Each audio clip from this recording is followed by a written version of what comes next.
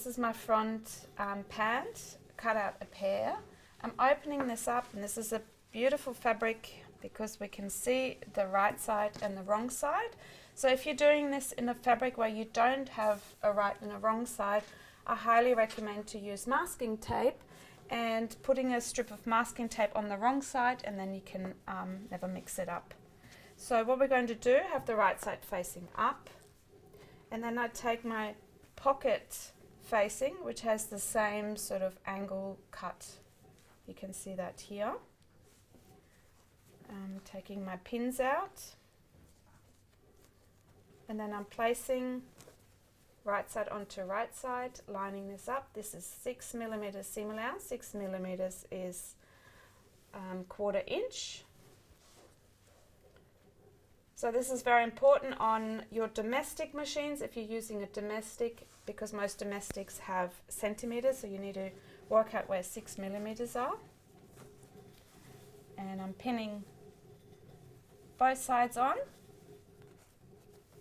with the purl facing out. So if you see my purl facing out, and then we're going to stitch this L shape along here at 6 millimeters, coming down and out, and then putting an understitch on and preparing our pocket to be completed.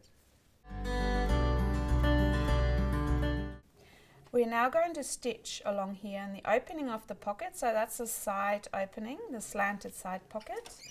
Seam allowance is 6 millimeters. That's 1/4 inch. We start sewing, back tack up the top. Change my stitch length at 3 is a really good stitch length.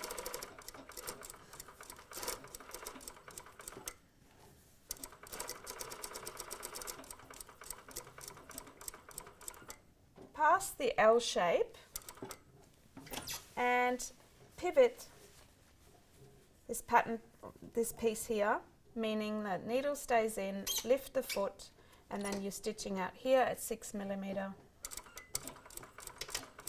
Back tack, cut off your thread if it cuts off. You can do that with scissors. And we're now going to put an understitch onto that longer part, not onto this bottom part here. So only onto here.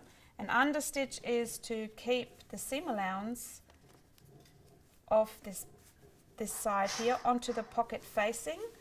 So I have my seam allowance facing into the pocket facing, and I pull the pocket facing over and I stitch on the pocket facing. So you can see this is your pocket facing, this is your pant. And understitch is very close to that edge. It's about 1 millimeter. It looks like a top stitch, but it's not.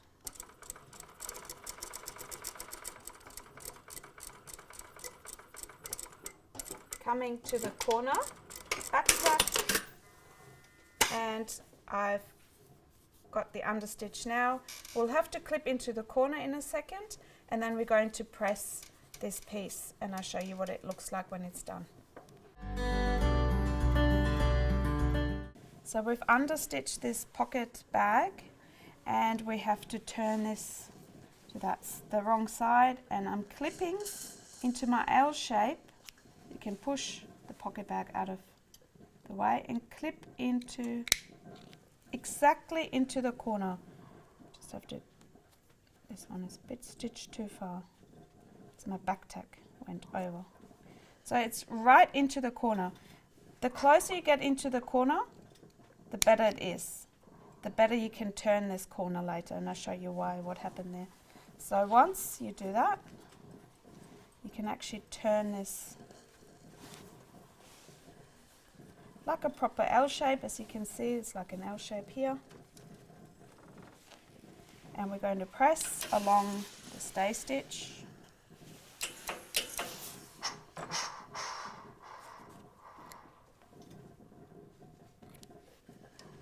Just use some suction. So if you don't have suction at home, you can sort of pad this garment until it's cold. it really helps for the fabric to stay stable. You can also use spray starch. You can get Coles or Woolies and spray it on and then press or use your iron.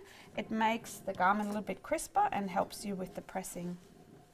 So this is what it looks like from the right side, really nice and neat. There's no top stitching, and we're going to use our pocket bag. Open this up. I've cut a pair, and you can see a notch here, and there's a notch on the bottom there. That is the slanted side pocket notches, and we're going to open this, place the slanted pocket onto the top notch here on the waist, and that notch here where the L shape finishes. And we're going to pin this. Very important that you pin this down or closed. You can put a few more pins in, and you leave those pins in for the moment. And this is what your pocket now looks like. So there's multiple options to go about to close this off. You can just stitch that and then overlock it so it's loose, it's not onto the pant. So you would stitch a 1.2 and then overlock it. I'm going to show you a French seam on this curve, and to do the French seam I make sure that my pocket is lining up, so I sort of adjust it a little bit on the edge here.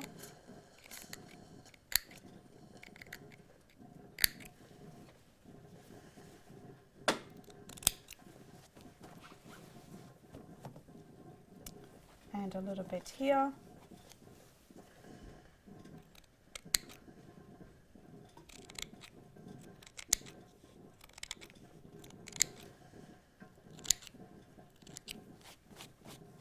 So as I said earlier, you could now just stitch here and come up to there at 1.2 and overlock this, or bind it with a nice cotton voile. That would look really good as well.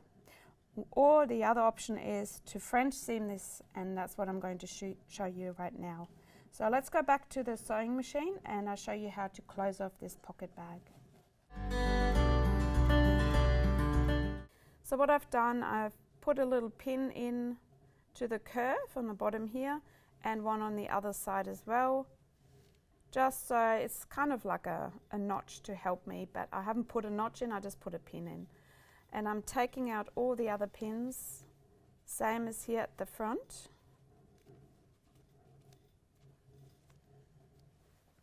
And because it's a French seam that we're going to put on this curve, we're going to stitch right side onto right side first, which means this way, and that's why this pin is quite important.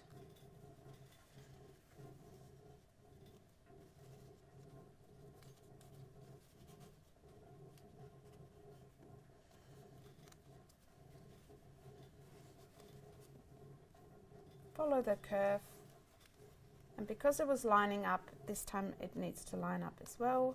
So it's lining up before, and we trimmed it down slightly. And we're going to stitch this at 5 millimeters, which is, in my case here on the machine, foot width.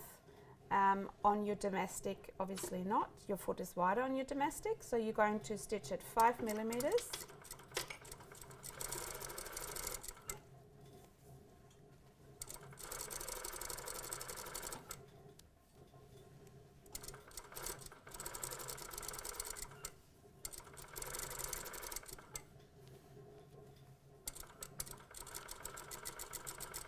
You can go slow on that curve and only come out to here. You don't need to stitch up here, that's the side seam. So you only need to close the pocket bag, which we have here, and then you're going to cut down a little bit so the threads are not hanging out.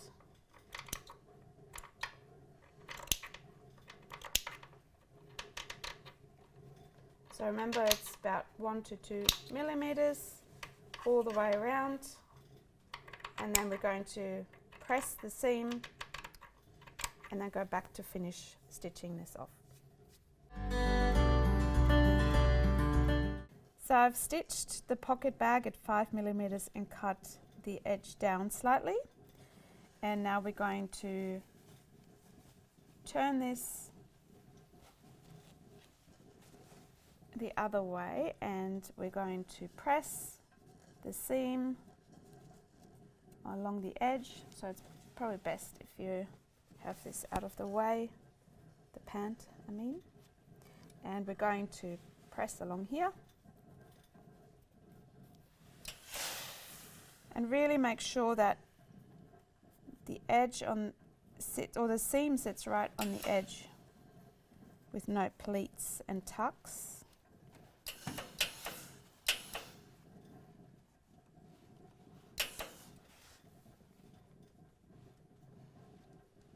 So this French seam takes you a little bit longer than just top stitch or stitched and overlocked, but it's a beautiful finish and comes in really handy, especially if you don't have an overlocker.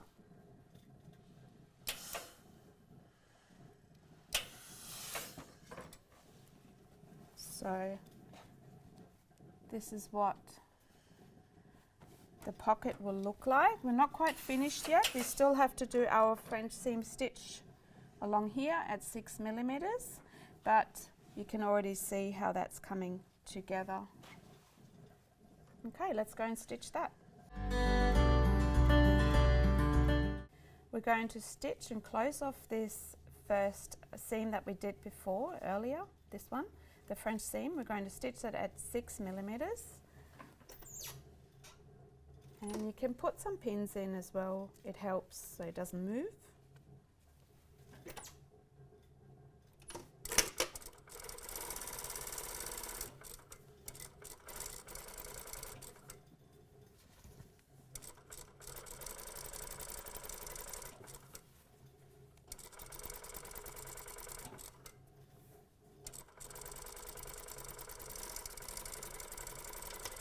Curving this all the way out.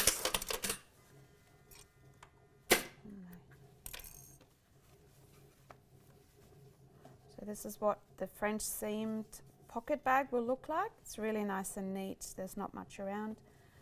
We're going to line up the notch again, so we can turn this over to the right side. Your notch should line up. Same here on the side. That should all work out and look beautiful. Matching. Here you go. Very nice. I'm closing this off. We're now putting a stay stitch here on the top and here on the side. A stay stitch is there for putting pieces into place, so it stays there. That's why it's called stay stitch, meaning that pocket bag will be attached onto our waist up here and here on the side seam, so it will stay there. So let's put a stay stitch onto the waist, so meaning the pocket bag gets stitched onto the waist. I have 1.2 seam allowance here up on my waist. This is my waist up the top here. My stay stitch will be at about 1 centimetre, so you want to stay within that seam allowance.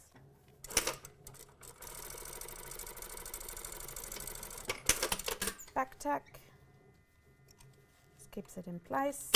So I've got it here, and we're going to do the same thing here on the side. So the pocket bag is attached to the side seam.